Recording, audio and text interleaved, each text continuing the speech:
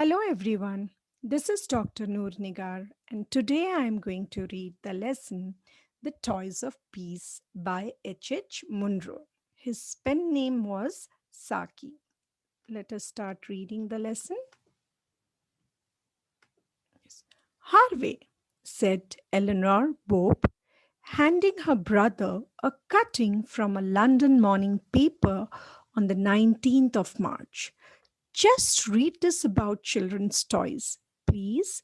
It exactly carries out some of our ideas about influence in upbringing. In the view of the National Peace Council, ran the extract. There are grave objections to presenting boys with regiments of fighting men, batteries of guns, and squadrons of dreadnoughts. Boys, the council admits, naturally love fighting and all the panoply of war. But that is no reason for encouraging and perhaps giving permanent form to their primitive instincts. At the Children's Welfare Exhibition, which opens at Olympia in 3 weeks' time, the Peace Council will make an alternative suggestion to parents in the shape of an exhibition of peace toys. In front of a specially painted representation of the Peace Palace at the Hajj will be grouped not miniature soldiers, but miniature civilians, not guns, but plows and the tools of industry. It is hoped that manufacturers may take a hint from the exhibition, which will bear fruit in the toy shops. This idea is certainly an interesting and very well meaning one, said Harvey. Whether it would succeed well in practice, we must try, interrupted his sister. You are coming down to us at Easter, and you always bring the boys some toys. So that will be an excellent opportunity for you to inaugurate the new experiment. Go about in the shops and buy any little toys and models that have special bearing on civilian life in its more peaceful aspects.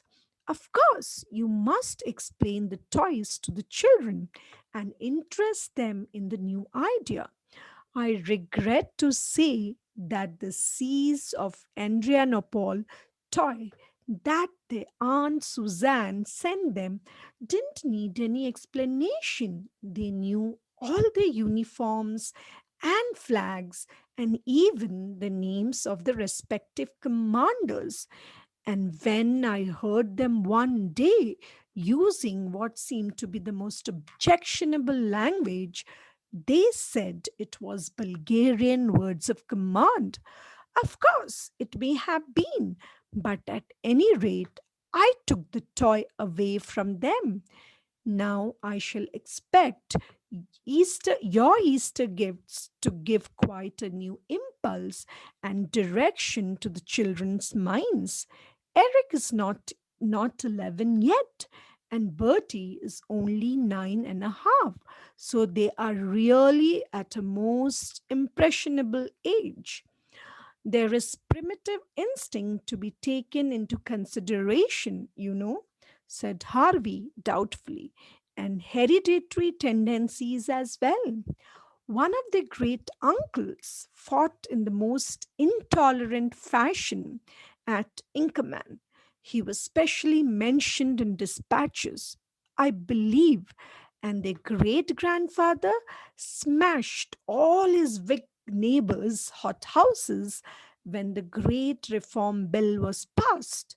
Still, as you say, they are at an impressionable age. I'll do my best.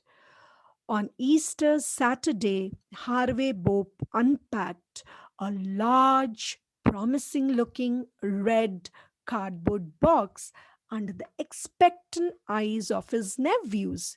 Your uncle has brought you the newest thing in toys, Eleanor had said impressively, and youthful anticipation had been anxiously divided between Albanian soldiery and a Somali camel corps. Eric was hotly in favor of the latter contingency. There would be Arabs on horseback, he whispered. The Albanians have got jolly uniforms and they fight all day long and all night too. When there's a moon, but the country is rocky, so they have got no cavalry. A quantity of crinkly paper shavings was the first thing that met the view when the lid was removed. The most exciting toys always began like that. Harvey pushed back the top layer and drew forth a square, rather featureless building. It's a fort, exclaimed Bertie. It isn't. It's the palace of Emperor of Albania, said Eric, immensely proud of his knowledge of the exotic title. It's got no windows, you see, so that passers-by can't fire in at the royal family. It's a municipal dustbin, said Harvey hurriedly. You see, all the refuse and litter of a town is collected there instead of lying about and injuring the health of the citizens. In an awful silence, he disinterred a little lead figure of a man in black clothes. That, he said, is a distinguished civilian, John Stuart Mill. He was an authority on political economy. Why? Asked Bertie. Well, he wanted to be. He thought it was a useful thing to be. Bertie gave an expressive grunt, which conveyed his opinion that there was no accounting for tastes. Another square building came out, this time with windows and chimneys, a model of the Manchester branch of the Young Women's Christian Association, said Harvey. Are there any lions? Asked Eric hopefully. He had been reading Roman history and thought that where you found Christians, you might reasonably expect to find a few lions. There are no lions, said Harvey. Here is another civilian, Robert Rakes, the founder of Sunday schools. And here is a model of a municipal washhouse. These little round things are loaves baked in the sanitary bakehouse. The lead figure is a sanitary inspector. This one is a district councillor. And this one is an official of the local government board. What does he do? Asked Eric warily. He sees to things connected with his department, said Harvey. This box with a slit in it is a ballot box. Votes are put into it at election times. What is put into it at other times? Asked Bertie. Nothing. And here are some tools of industry, a wheelbarrow and a hoe. I think these are meant for hop poles.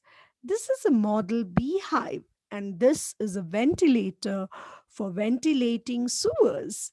This seems to be another municipal dustbin. No, it is a model of a school of art and public library. This little lead figure is Mrs. Hemans, a poetess, and this is Roland Hill, who introduced the system of penny postage. This is Sir John Herschel, the eminent astrologer. Are we to play with these civilian figures? Asked Eric. Of course, said Harvey. These are toys. They are meant to be played with. But how? It was rather a poser. You might make two of them contest a seat in Parliament, said Harvey, and have an election with rotten eggs and free fights and ever so many broken heads, exclaimed Eric, and noses all bleeding and everybody drunk as they can be, echoed Bertie, who had carefully studied one of Hogarth's pictures. Nothing of the kind, said Harvey. Nothing in least like that. Votes will be put in the ballot box, and the mayor will count them, and he will say which has received the most votes. And then the two candidates will thank him for presiding, and each will say that the contest has been conducted throughout in the pleasantest and most straightforward fashion, and they part with expressions of mutual esteem. This is a jolly game for you boys to play. I never had such toys when I was young. I don't think we'll play with them just now, said Eric with an entire absence of enthusiasm that his uncle had shown.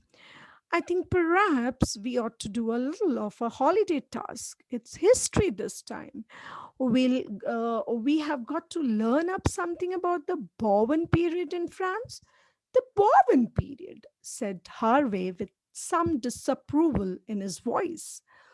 We have got to know something about Louis the 14th, continued Eric. I have learned the names of all the principal battles already. This would never do. There were, of course, some battles fought during his reign, said Harvey, but I fancy the accounts of them were much exaggerated. News was very unreliable in those days, and there were practically no war correspondents. So generals and commanders could magnify every little skirmish they engaged in till they reached the proportions of decisive battles. Louis was really famous. Now, as a landscape gardener, the way he laid out Versailles was so much admired that it was copied all over Europe. Do you know anything about Madame du Barry? Asked Eric. Didn't she have her head chopped off? She was another great lover of gardening, said Harvey evasively. In fact, I believe the well known Rose du Barry was named after her. And now I think you had better play for a little and leave your lessons till later. Harvey retreated to the library and spent some 30 or 40 minutes wondering whether it would be possible to compile a history for use in elementary schools in which there should not be prominent mention of battles, massacres, murderers, intrigues, and violent deaths. The York and Lancaster period and the Napoleonic era would, he admitted to himself, present considerable difficulties, and the 30 Years' War would entail something of a gap if you left it out altogether. Still, it would be something gained if, at a highly impressionable age, children could be got to fix their attention on the invention of calico printing instead of the Spanish Armada or the Battle of Waterloo.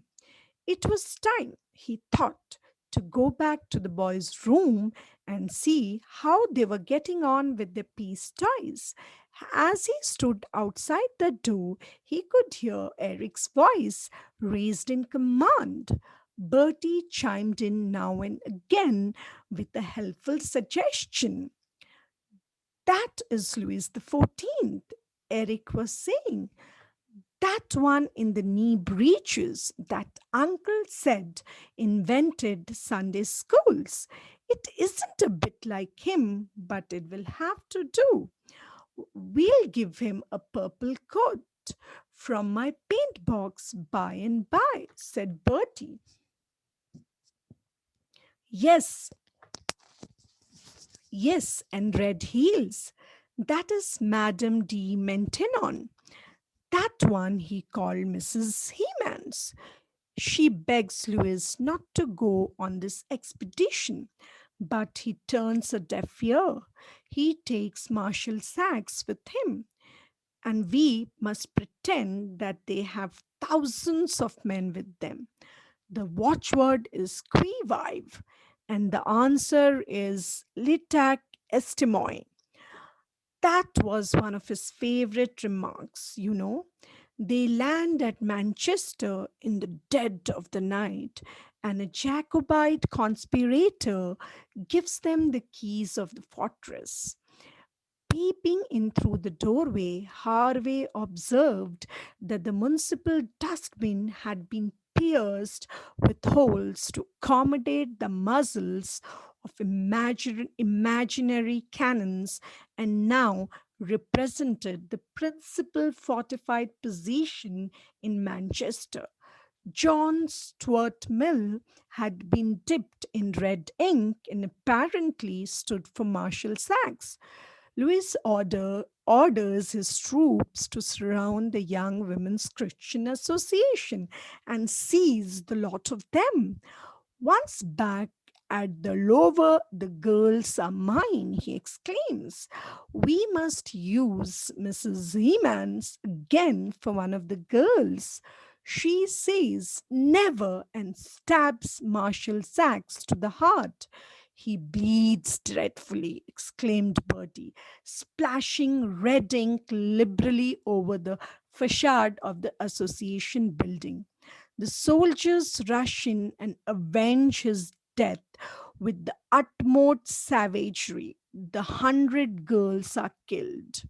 Here, Bertie emptied the remainder of the red ink over the devoted building, and the surviving 500 are dragged off to the French ships. I have lost a marshal, says Louis, but I do not go back empty handed.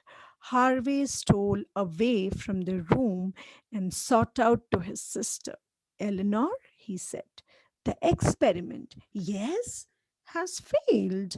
We have begun too late. Now, with this, I come to the end of the lesson. In my next video, I'll be explaining this lesson and giving you a summary of the same. Thank you, all of you.